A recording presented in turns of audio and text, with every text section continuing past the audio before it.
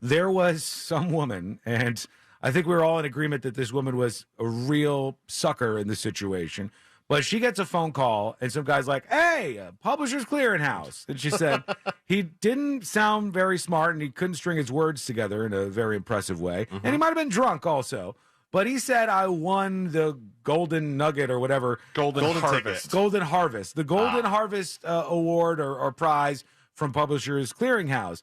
And she said, I'm talking to her for a while. He's like, ma'am, how are you going to spend this money? You've won all this money. For the rest of your life, you're going to be paid. You get money every year from here on out. And she's, I'm excited. I'm going to spend the money on this.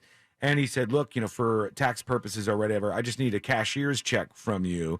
And you got to meet me at this location. And she didn't see, or she didn't care enough about all these red flags. Yeah, after 14 flags that were red that showed up, she still ended up going to meet this guy. Yeah. And then even one more red flag before giving him the cashier's check. He appeared drunk, like regular frumpy clothes. No cameras, no big check, none of that and then stuff. gave him the cashier's check. In those cases, if they have enough information to track the person down, what happens to the person who's perpetrated this? Well, I mean, they'll ultimately get arrested most likely, and depending on what they did, depends on the crime, obviously.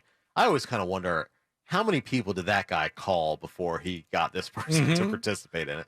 But obviously, you're trying to defraud these people. Enough to get drunk while waiting for a sucker on the phone, I think. Yeah, exactly. But yeah, I mean, he'll be charged, criminally most likely, depending if they can find him and depending what he did and how much money he stole and all that kind of stuff.